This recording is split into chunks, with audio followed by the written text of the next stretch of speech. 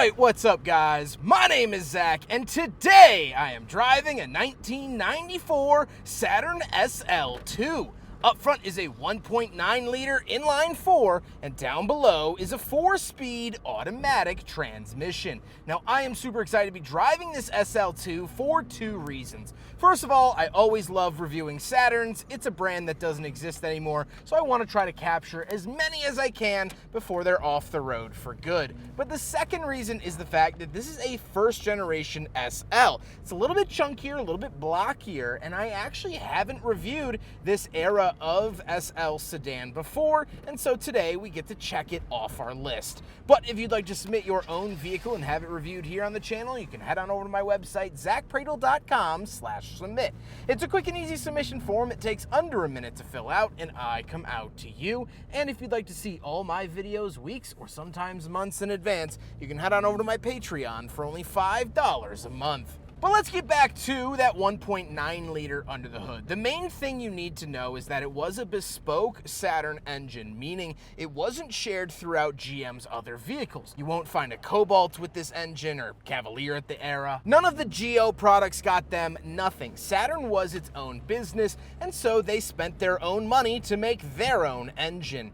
But the second thing you need to know is the fact that it is the dual cam. So that is in the name what engine you got. A Saturn SL1 got the single cam engine, while the SL2, which is what this is, got the dual cam. So kind of cool naming system that they had there. You can immediately tell what kind of engine it had just by its name. And I like this engine. It's not super powerful, but it works well, and it's happy under the hood. Like I said, paired to a 4-speed automatic transmission, it's doing its best job. It's not an amazing transmission. It's not an awful transmission. It is a transmission that is transmitting the power from the engine to the wheels.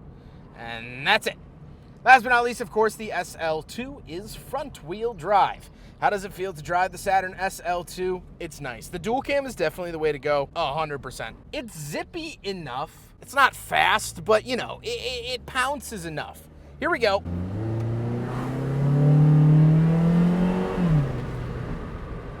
That was fine. That's all I needed it to do, you know? It got me up, it rustled my jimmies, and that's it. Like, that's all I need. Is it a speed demon? No, of course not. Is it going to set a land speed record? No. But it definitely added that little heft of power that I think the SL1s really, really needed. Visibility is good. Ride quality is good. Overall, it's a nice little experience. With that stuff out of the way, let's talk about the interior. Well, in front of me, I have 4 gauges. Off to the left is the speedometer, in the center is the fuel and coolant temperature, and off to the right is the tachometer. All analog, works well, and I adore it. And underneath the gauge cluster, you'll find the gauge dimmer switch to the left and the rear defrost off to the right. Kind of interesting placement there. On the steering wheel, we do have an SIR airbag. Off to the left, we do have a climate control vent that has definitely seen better days. And moving on to the door, we have our latch to get in and out, lock and unlock, manual windows, and up top, we have manual mirrors. Moving into the center, we get 2 climate control vents. We have our standard Saturn radio with a cassette player and eject, but that's it. Very, very simple. This is before the theft lock systems. And down below that, we have our climate controls, fan speed up the top, where to send it in the middle, temperature down below. Super simple, super basic, but it did the job. We also do have a glove box that sort of opens from the top, kind of an interesting hinge there. Then we have a cigarette lighter and ashtray. And we get our shifter in the center. Funny enough, on the shifter, you will find the normal and performance mode. Performance mode will shift a little bit later, hold on to those gears for a little bit longer, you know, help pass and make a little bit more power, but it's not any secret turbo getting unlocked or hitting the NOS.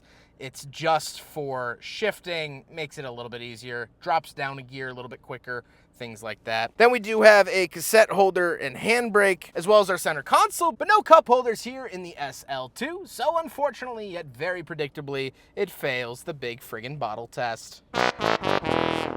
The seats are comfortable, they are cloth, and although this was a basic car, a very affordable entry-level car, GM did not abandon their mission statement by building the most comfortable seats they could fathom, and that's here as well. They are very, very comfortable, even at the base level. I sink into them, I'm really truly enjoying the fabric, material, and cushioning that Saturn was able to provide in 1994. However, speaking of seats, we do have back seats, so let's go do a back seat review. All right, let's get into the back of the Saturn SL2 from 1994, and pretty easy and simple getting in here. Headroom isn't crazy. The overall space back here isn't crazy. Saturn was an entry-level company. This was made to be affordable to essentially college students at some point. And so backseat space wasn't really at the top of their mind. Now, what was at the top of their mind? Ashtrays, or ashtray singular. We do have crank windows. The same pattern cloth carries on back here. No center console. My knees do have to spread a little bit to accommodate these seats, but overall, not the worst thing in the world. Simple and basic, you know, they weren't trying to rewrite the history books in terms of backseat comfort or space. It had back seats and it had 2 more doors because moms and dads were supposed to buy these cars, and so they have kids and they need to get them in the back. So that was really the only reason they had a back seat, was kind of because they had to sell cars and people wanted them, not because Saturn was like, oh yes, we're going to make the best back seats in the world. It wasn't the case. They did not accomplish that, and nor did they have to. So anyway, that's the back seat of the SL2, but let's take a look at the trunk. Right around the back of the SL2, one single key to rule them all, and something very cool. First of all, trunk size is great. This is something very cool and exceedingly geeky you might not care about. This is a new old stock set of floor mats for a Saturn, or for this Saturn. So they have never been out of the package. There's no opening here to slide them in and out. These have never been used. It even says stamped December of 95. Very, very cool. I know it's really, really dorky to geek out over a set of floor mats in a plastic bag, but as sort of the historian cap is on for the moment, or museum curator hat is on for the moment, that is so incredibly cool. They've never been out. They've never been applied. They haven't had a foot on them or a French fry dropped around them. So very, very cool to see that. Overall, this is the trunk of the SL2, in case you've ever been curious. Now we gotta talk about the looks. And first of all, this car is dang near immaculate. It is very well kept, has a nice paint correction. Actually, this car was on Cars and Bids several years ago. It has since gone through at least one more owner since that listing, but it doesn't even look like the same car. The current owner has really truly taken care of this car. And these are not the original wheels. These are actually 1993 wheels, nicknamed the Saw Blades for very obvious reasons. But they are a good-looking Saturn wheel. But everything else about this car is stock as well, which is nice to see. And I really like the proportions of it. I like how it is a little bit more angular. You know, as the SL series went on into the late 90s, it got a lot more round. So I do like this. This is kind of a late 80s, early 90s feeling vehicle. And obviously it came out in that era, so it fits it properly. With all of that being said, let's get on to my final thoughts. What do I think driving the Saturn SL2?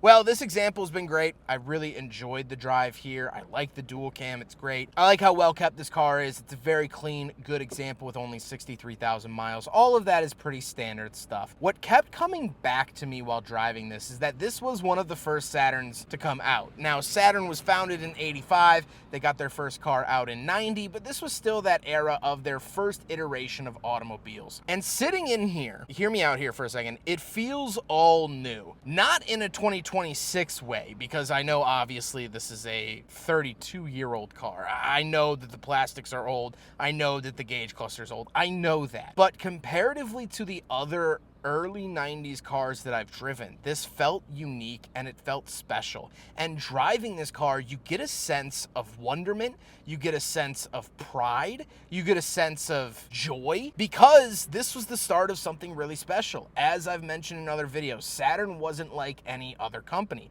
GM started Geo by basically rebadging and captive importing Isuzus and Suzukis. In the 80s, GM was suspect number 1 when it came to rebadging cars. I just drove the Chevy Celebrity. That was also the Buick Century. That was also the Pontiac 6000. That was also the Oldsmobile Cutlass Sierra. It was just all the same ingredients strewn around and put into a slightly different format. Well, when they started Saturn in the late 80s, they actually went away from that format. They could have easily taken a Chevy Cavalier, stuck a new badge on it, cut the price by $300, and said, wow, look at our new car company.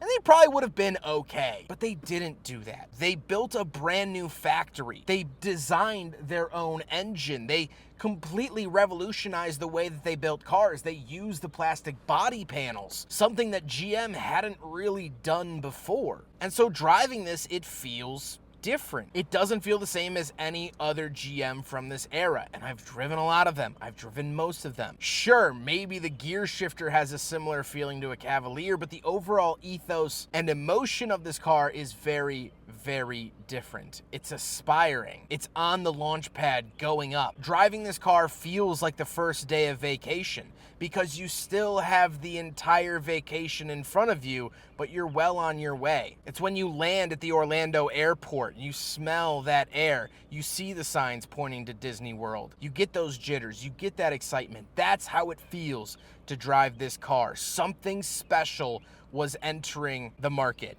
and it was Saturn, and it was nothing but green lights in this first early era, and that's what I love. I hope you guys enjoyed the video. Huge thank you to Anthony for letting me borrow his SL2 for today's video. He's been absolutely wonderful to work with. I've known him for years at this point. Such a great down-to-earth guy, and I look forward to filming more of his cars at some point in the future. But I hope you guys enjoyed the video. Don't forget to rate the video, comment on the video, and subscribe if you really liked it. Take care, guys.